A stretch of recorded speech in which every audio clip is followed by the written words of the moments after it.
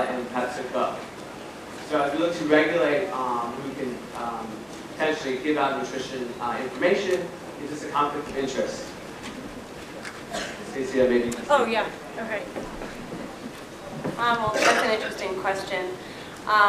As a registered dietitian, I think it is a conflict of interest to have a beverage company who's associated, many of their products being associated with chronic disease, being a sponsor of an organization that is associated with health, health. And we see that with the American Academy of Family Physicians as well, and many other health organizations such as hospitals. And so this is prevalent throughout the healthcare sector. And I think that's something that we are looking to remedy. This is something I think that many dietitians have been vocal about, and others have been, it's been a conflict within the organization itself, I think.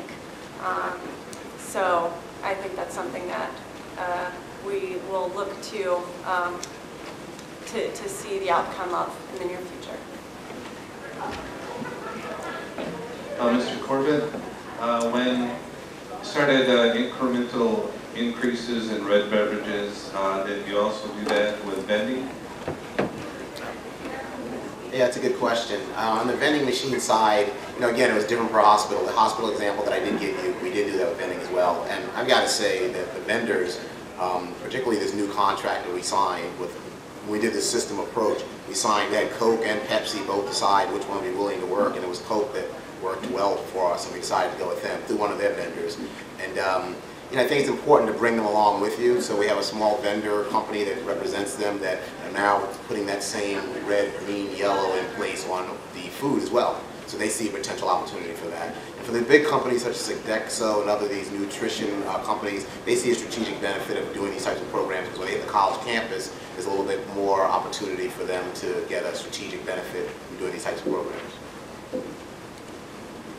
Hi, I was wondering, did you have any backlash or controversy on putting diet drinks in? Although it's not a sugar-sweetened beverage, I know it's yellow food, but we're kind of going through that now in Chicago. Do you allow diet pops or artificially sweetened in those vending machines, although you're banning all the other sugar-sweetened? I'll take a quick shot and I'll pass it along. But what we did was, and that issue really did come up, and I was trying to highlight that in the slides about how an issue can, unintended consequences. So we did keep that in the vending machine. I mean, it was an option. We did a lot of education to ensure that folks understood the healthiest option was the green. And when we reduced the prices, we only reduced the prices on the healthy choices. I will also just say that it was an issue that came up particularly on the floors, particularly in the newborn units, where they wanted to make sure that the nurses fought back on that, and they really wanted to make sure that it was either the green or the reds, but not the yellows. So that's an interesting sidebar. Okay, thank you so much for that. And then the second part of the question is the branding on the front of the machine. Did you guys look at that as well? We took that off in ours. We took the branding off the machine. We had clear screens because we recognize that top of the mind awareness is seeing that in your mind all the time might inspire behavior that you want to see. And that's on our policy now. It's removed in all policy across our hospitals. I also wanted to mention too that in the MAP strategy that we mentioned, all of that is also discussed around the promotion of beverages. So we encourage hospitals to look at where are unhealthy beverages promoted. So is it on the side of vending machines? Should that be reduced? And Stewart's policy that they had alluded to is in the packet is an excellent representation of how they indicated to reduce promotion of unhealthy beverages within that. So that was really fantastic. I had a question for both Stacia and Lisa about the opposition to taxation in sweet beverages. I think that from what I've heard recently in my interactions with people from the beverage industry, they do, at least at some level, accept that sweet beverages are, I suppose, a health risk. But what are the other arguments that they make? I mean, is it a freedom of choice issue? Is it a misuse of revenue? Because I've heard that too. We're afraid this tax will be used for purposes other than health.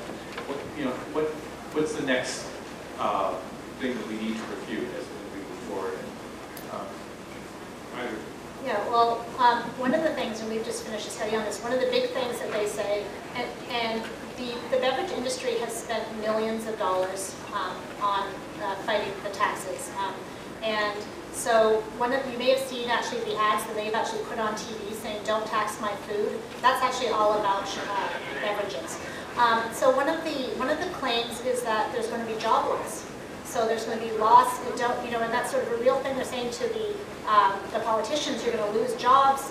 You have a loss of bottling jobs. And there's been one study that's come out that says that was funded by the Beverage Association that says there will be job loss. But what they didn't account for was if the money just went away. So individuals, if they don't buy sugar-sweetened beverages, they actually still have that money, so they might spend it on something else. So yes, so we've actually just completed, we were funded by the Robert Wood Johnson Foundation to do a study. We used a macroeconometric simulation model, and we looked at the employment impact. We did it for Illinois and California. And what we found is that net, there is no job loss. When you look within sectors, yes, there is some job loss in the beverage industry, but there won't be any job losses. But that's a very large threat, and politicians are worried about this because they don't want to be governing in an area or have saying, we're creating more economic hardship with job loss. So that's definitely one of the items that's been up there. I think another thing that has been found is a lot of the tactics that are being used in the beverage industry or within this campaign has been similar to the tobacco industry. And one thing that has started to arise is kind of a consumer interest group that has been motivated by the industry, where consumer groups saying, take back my soda. It's, I want my soda, and it's really stating that it's coming from the consumers, where it's actually motivated by the industry. So it's very interesting where it looks like consumer groups are actually the ones motivating the initiative when it's actually the beverage industry doing so. Sort of on that note, can any of you speak a little bit about the concept of preemption and how preemption is coming into play with regard to the taxation issue, if you've come across any problems with it?